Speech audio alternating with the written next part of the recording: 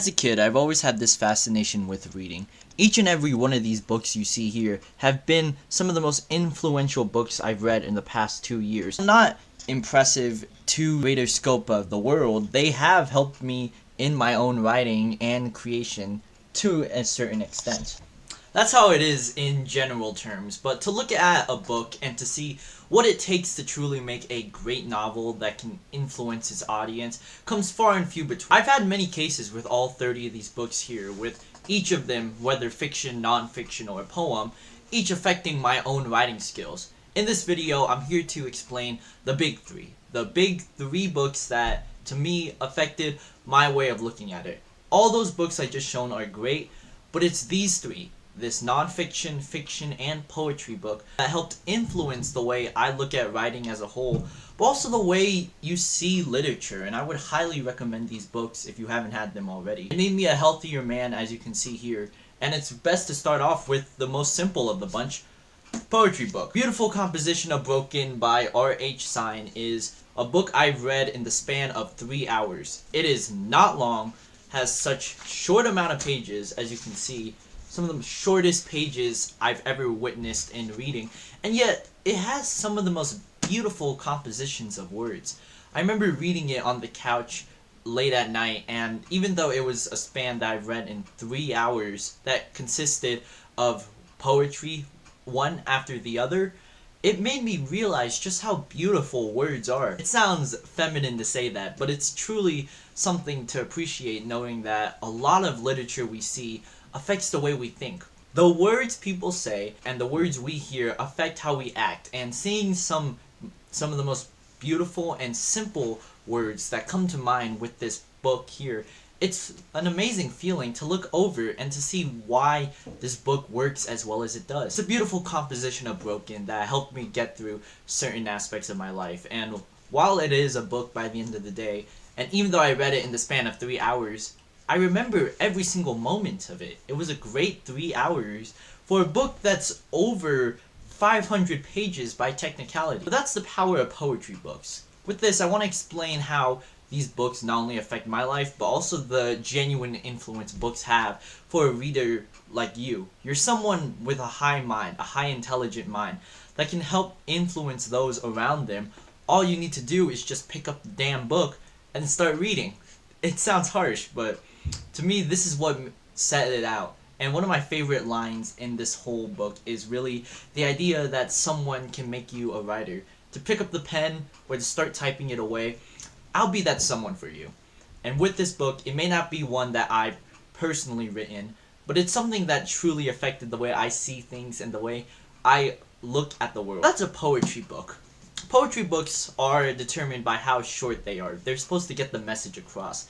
But how about in terms of long term? I put some stuff on this one because I was writing some annotations on it, but as you can see, Lighter by Young Pueblo, it's a book I mentioned in my previous videos before. If you're an avid viewer of this channel, you'd understand the importance of Lighter and how much it makes my mind think of just the breaks and the importance of them in a book. Even though it's a non-fiction story based on the poet Young Pueblo, it does make his point clear that a lot of writing is the way we see things. As I mentioned in the previous point, the words we hear affect the way we act. And because of these breaks and reflections, it made me see so many things right for the new year. I love every detail with this book and how much it reflects the whole general view we have of the world. And it may be a collective conscious between me and you, but it also could just be that we just need to work better as a society, which is why I advocate for both reading so much more and creating. We live in a world now where social media is the big game, and to have that power of social media, as cringy and stupid as it sounds, it is what keeps people in line. So to be able to read something that came out the same decade that I'm making these videos here, it's an awesome read to see just how far I've come along. It's one of my favorite books just right off the rip, just from this year alone. I love every detail that comes with it, and to me, it makes me appreciate so much of my time much, much more. And how much there is to life. It may be one review from myself included, but it also allows me to see something that you don't reflect about. Ideally, it does show the It does show the drawbacks of a book, such as long sentences and overdrawn details, but that's what I want to show off in a later point, which comes with the fiction story. For as much as I love poetry and nonfiction, fiction is the point I want to make. It's the meditative story that we're trying to tell, and to me at least, it's what holds so much creative ideas in mind. And that easily comes with, without question, my favorite book of all time, The Book Thief by Marcus Zusak. It is, to this day, my favorite book I've ever read, and it's my favorite for a reason that usually you get across with each of these points. With poetry, I want to advocate that it's all about the simple writing. For nonfiction, it's the idea to get the reader thinking and to make them learn something. That's what I want to showcase in a later date with my own nonfiction stories, and I want to get to that experience. When it comes to a fiction story, there's something that makes the key absolutely special, and it's why it is, in my opinion, my most recommended book for anyone of any age, and that is simply the characters. The characters in a story, as I made a point about before about why you write terrible characters, are the key to a phenomenal story. They advocate to the general theme you're trying to make, and being able to tell complex but effective characters is why we love these books. I remember looking back earlier today and seeing just the characters. I forgot their names, but when it came back all those years ago, it made me realize just how much I fell in love with this book. It's one book, and it may be cringy to say that you've fallen in love with a book, and yet for anyone watching this, you'd understand just how powerful a story can be. That's the best aspect of a fiction story. For how bloated certain areas are, and no book, whether the 30 as shown there or the 3 I'm discussing with this video, are perfect, it has something special, like a magic feeling that you just don't get with a movie or TV show at times. There's something special about this writing, and to me at least, it's the biggest inspiration why I'm creating this writing business in the first place. But that's all about what it takes to write. These are creations someone else made, and for you watching this, that may help you in those regards, but coming from my own content, that's not going to work. So here's my final advice with these 3 books and why they personally shaped my own life. All these books in general, I stacked them all up right there.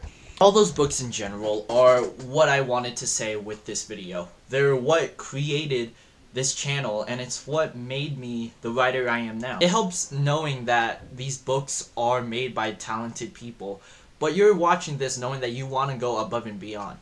So with this video, you need to understand, need to not only get up off your feet to just write, but also meditate on ideas, as these are fully fledged books.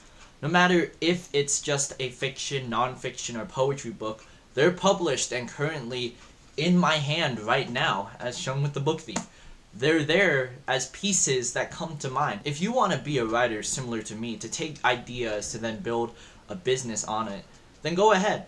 The reason why we want to tell stories is because we have these characters in mind, or this message to tell, or this point that goes deeper.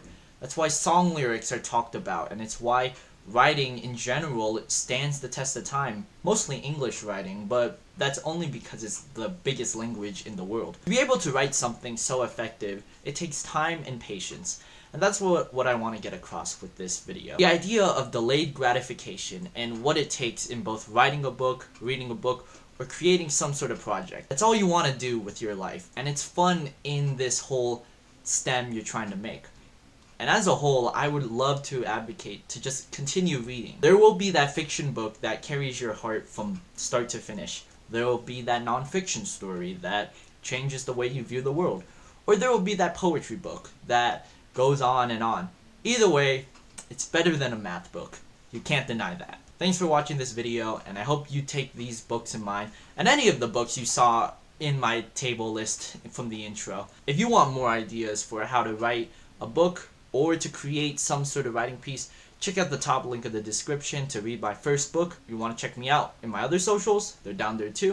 And until next time, take care.